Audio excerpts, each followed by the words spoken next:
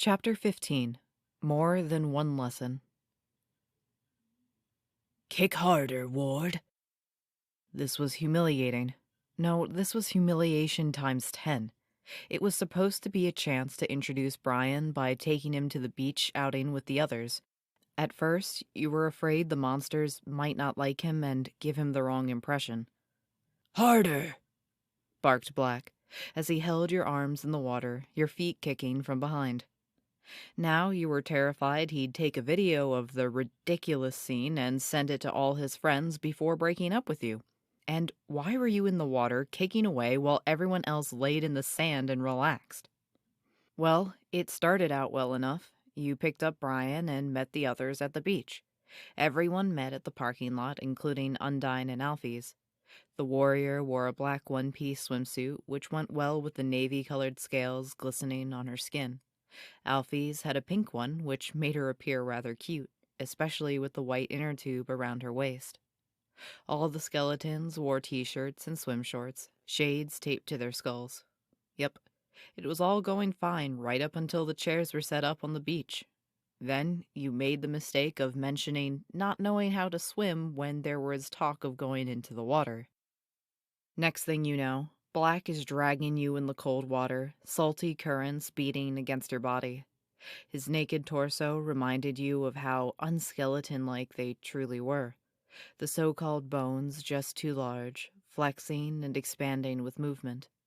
You didn't have a moment to enjoy the view, though, before Black pulled you, forcing your legs to float up. Then came Lesson 1 of learning how to swim as good as Black the Terrible. Kicking as hard as you can while Black yelled in your face to kick harder. Please, please, don't let him break up with me because of how stupid I look. So, I assume you understand how this breakup is happening? God, the skeleton scared Brian so much. It wasn't just its appearance or the crazy magic. It was the way it could greet him all warmly and kindly, while he was pretty sure it wanted to kill him. Even this conversation felt bizarre. The way it smiled and waved to the others while speaking with him. Both of them sat in beach chairs, a little further from the others. Blue had recruited 2 other skeletons on this crazy plan to do a painless breakup for Reader. One had red eyes, while the other had violet eyes, both hinting at torturing him if he screwed this up. Part 1 of the plan already happened. As soon as Reader mentioned the beach outing in a text, Brian practically begged to come along. Now Part 2 was for him to share secrets, totally fake and scary secrets which would send any guy running out on the 3rd date. Yeah, I understand. So let's go over the list again. First, you will share... I have a drug addiction. I use ecstasy a lot. Not to mention... I have syphilis. Probably got it from my ex-boyfriend before we broke up. Who broke up with you because... I gambled all his money away. Can't keep away from a casino near my home.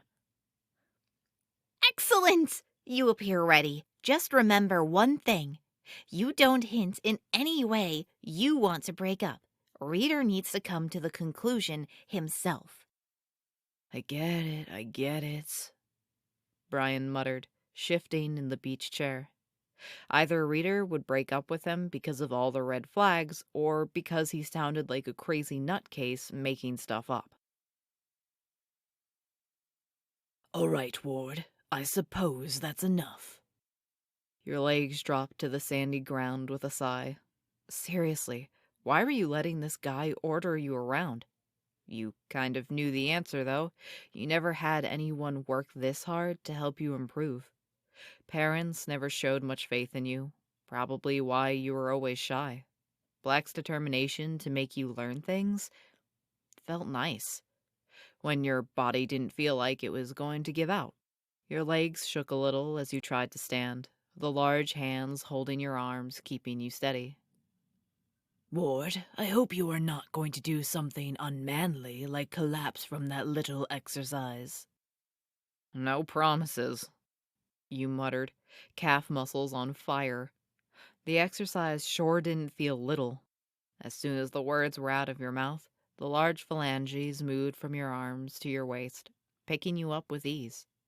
You yelped as Black slung you over his shoulder, your groin now firmly resting on the broad shoulder as the skeleton walked with ease to the beach. Hey, let go! We can't have you tripping over yourself in front of your date. Such a display would be embarrassing, Ward.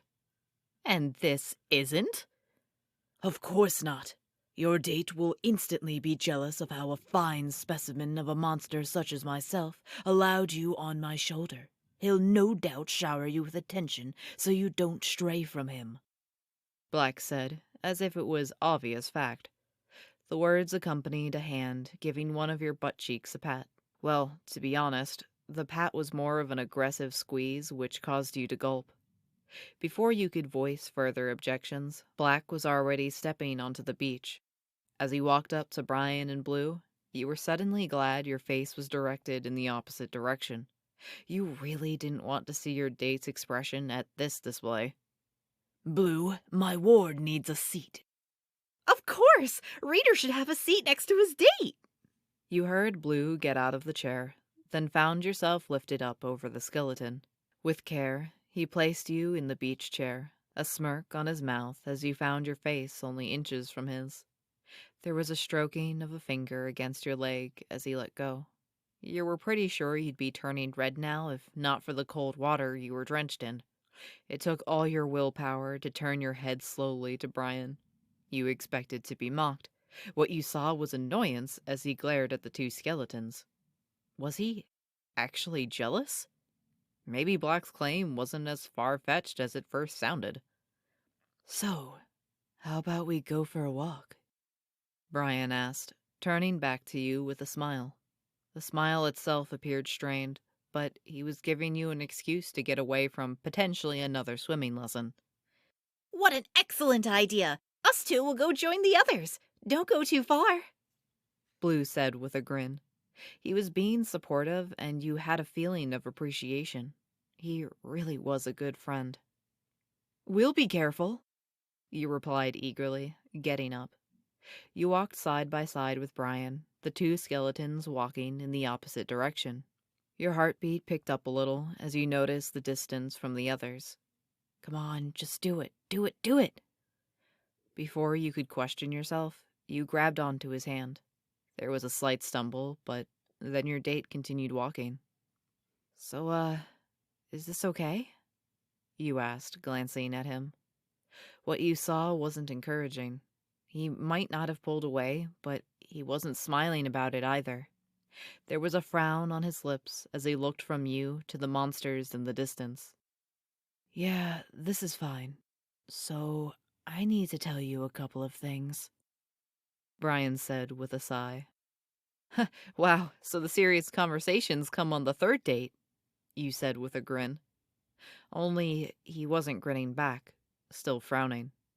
You dropped your own grin, letting go of the hand. Hey, is something wrong?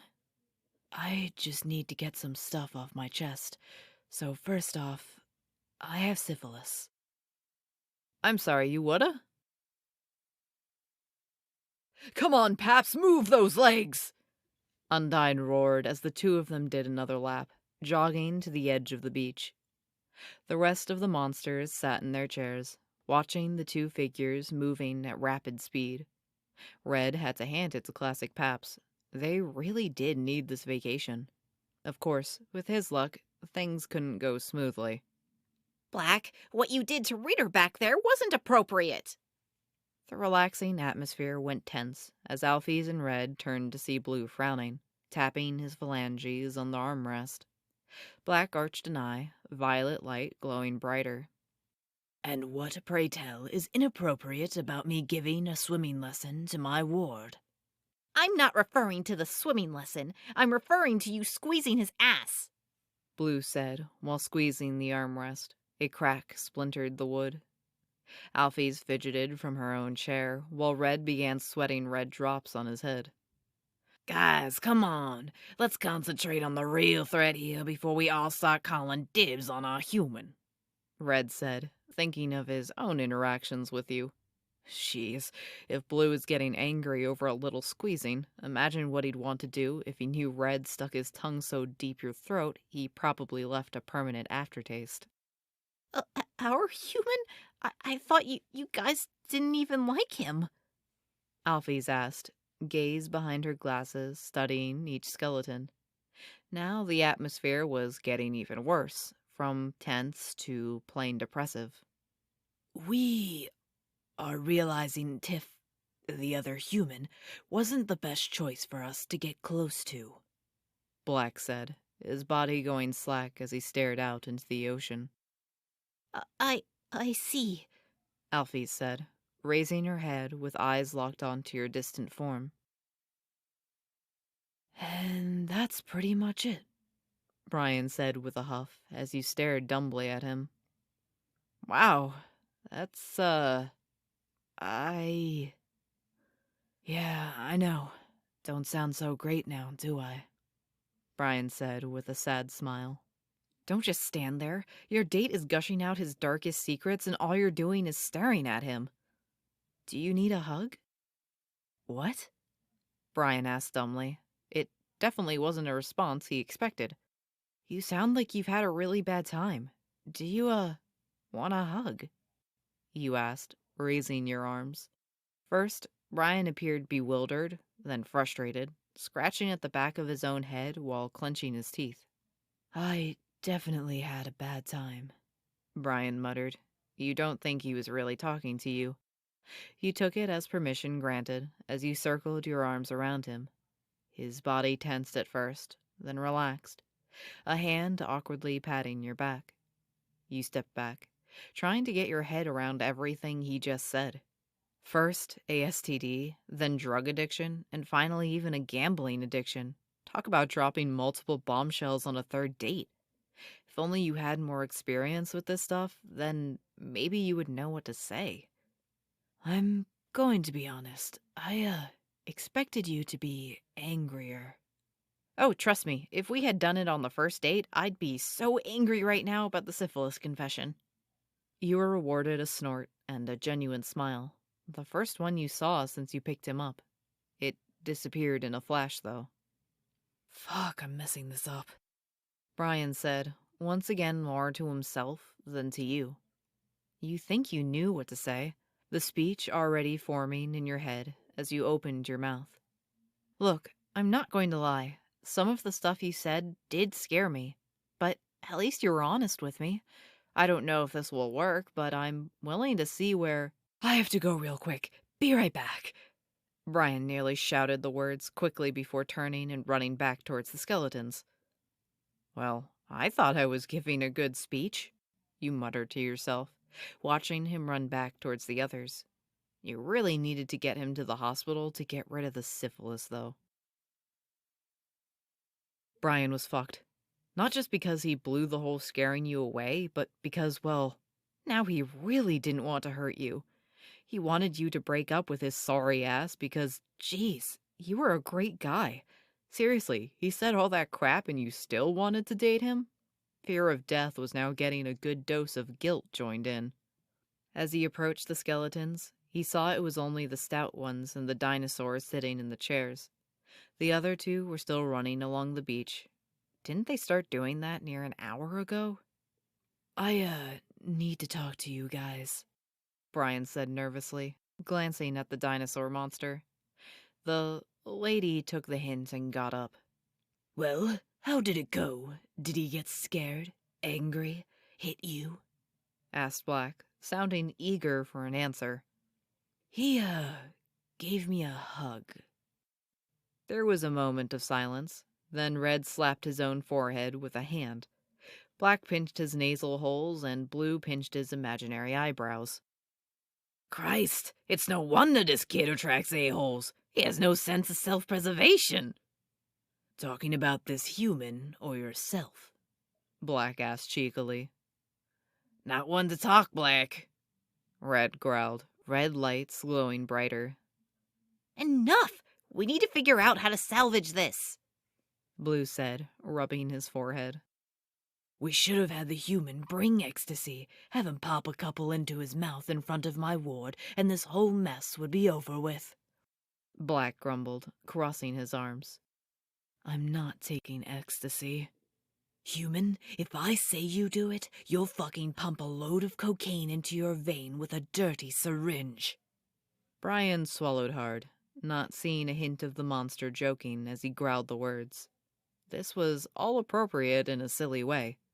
After all, if he was going to have a monster kill him, shouldn't it be one with the Grim Reaper's face? Excuse me, reader. You have a minute? You jerked out of your thoughts, seeing Alfie's just 10 feet away. Your mind had been so busy trying to think of what to say to Brian, you didn't even notice her approach. Oh, hey, Alfies, sure thing. How are you liking this vacation so far? You asked with a smile. Had to be having a better time than he was. Oh, it's nice. I always like seeing Undine have some fun with Papyrus, but there was something I wanted to talk to you about. Actually, there was something I wanted to ask as well, you said, recalling your own curiosity at her lack of presence on the Fix the Machine team. You go first. Okay, I hope I'm not being too nosy, but why were you not part of the team to work on repairing the machine? I mean, the first time before, someone made it blow up. I think I can answer that after I ask my question.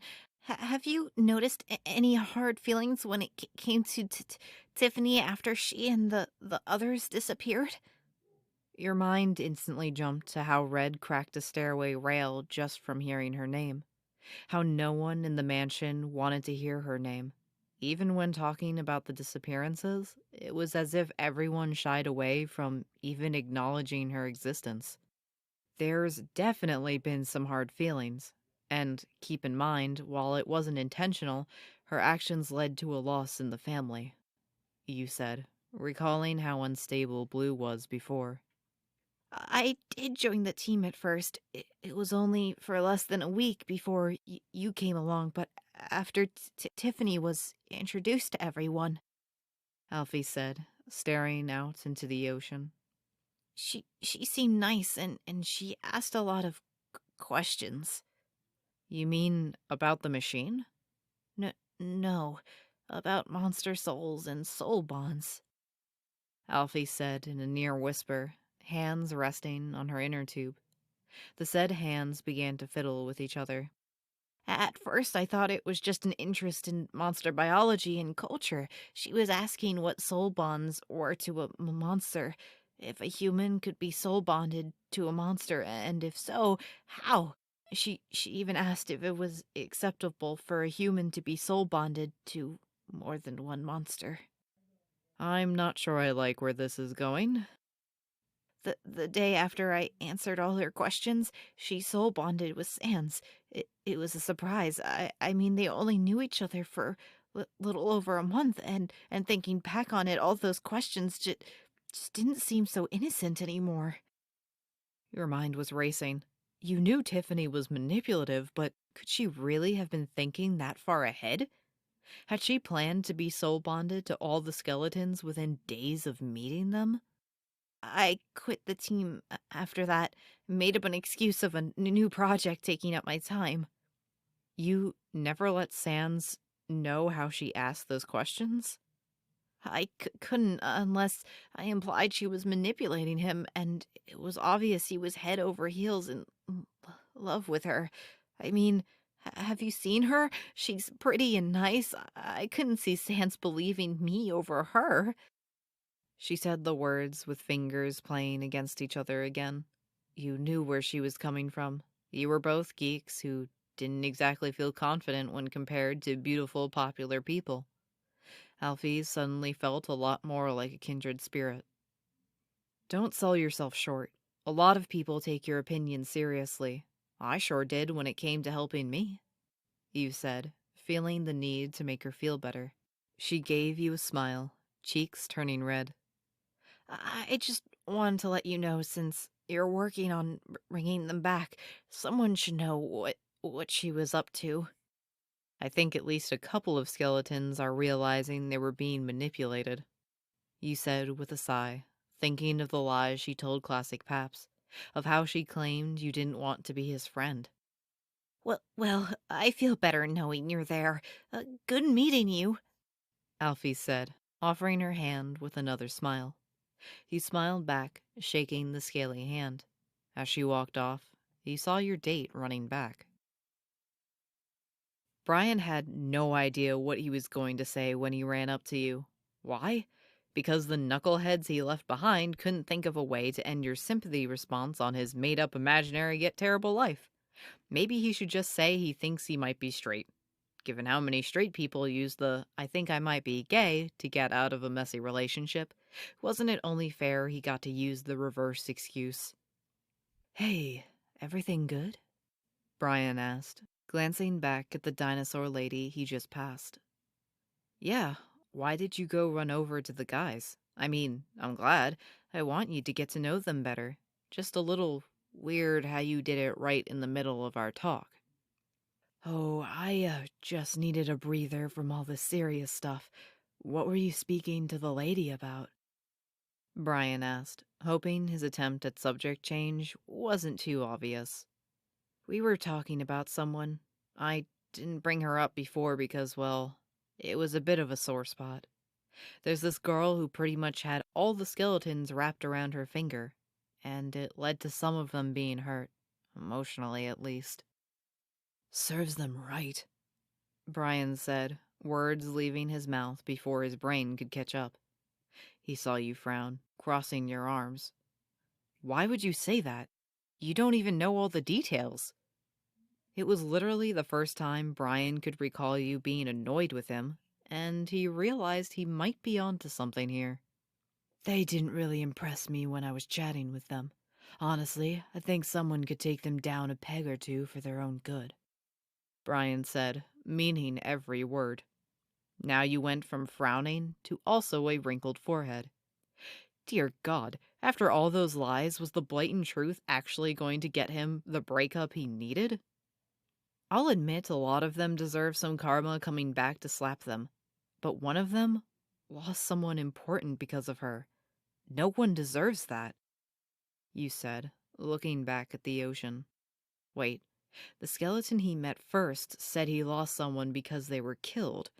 The skeleton who was putting him through this torture. "Still sticking with my original opinion. Said monster had it coming," Brian said, crossing his own arms. "Dude!" That is, don't go saying people deserve to lose someone, okay? It's just honest truth. No, it's not! It was the first time you yelled at him, hands clenching in fists. You were almost there. He just had to push you a little more. "Look, maybe losing someone will be a good thing for them. Maybe next time they won't be such a sucker for—" "I think you need to go," you interrupted, not looking at his face. He did it. He got you to break up with him. Was it a painless breakup for you? Brian wasn't sure, but at least he wouldn't look back at this and think you missed out on dating a great guy. Because he definitely was not a great guy. If nothing else, he learned that much from all this. He was going to need to do some serious soul searching before he hit the dating scene again. "Fine by me. Let me go grab my stuff and I'll call an Uber," Brian said with a wave. Best to get out of here before, God forbid, you changed your mind. You didn't grace him with a goodbye, keeping your eyes on the ocean. Dinosaur Lady had joined Fish Lady and Tall Skeleton to make a sandcastle. The three knuckleheads lifted up their faces, eyes widening as he grabbed his stuff. "Well, good news, guys. He told me to beat it. He wants me gone pronto," Brian said as he began stuffing his towel and sunscreen into a bag. Did you tell him you wanted cocaine? Heck, don't be stupid. He probably mentioned erectile dysfunction. Nope. Hey, skeleton, didn't you tell me someone close to you was killed? Brian asked, slinging the bag over his shoulder. All three skeletons tensed up, the eye lights disappearing in all of their skulls to show hollow sockets. The one he aimed the question at was literally shaking in his chair. Watch it, kid. Just figured I should let you know what finally got him to snap. I trash-talked about how you got what you deserved. It wasn't all those stupid lies which got him to break up with me. It was wanting to defend you and not hear me insult you. Brian said, words instantly leading to the skeleton no longer shaking. The cyan lights returned as he stared at Brian with jaw dropping. He was being stupid and about to say something stupid, but he wanted to give this tormentor a good slap across the face before leaving. Didn't you say you hurt him in the past? Kind of funny. Wonder how much he'd care about you if you knew what a manipulative bastard you are. It was worth the risk of all three jumping on him and tearing him to pieces to see pain on that monster's face. Brian turned and walked away. He promised himself he'd work on being a better person, but it didn't need to be today. He didn't hear the words the skeleton spoke softly afterwards. Guys, I need some alone time with Reader on the way back home.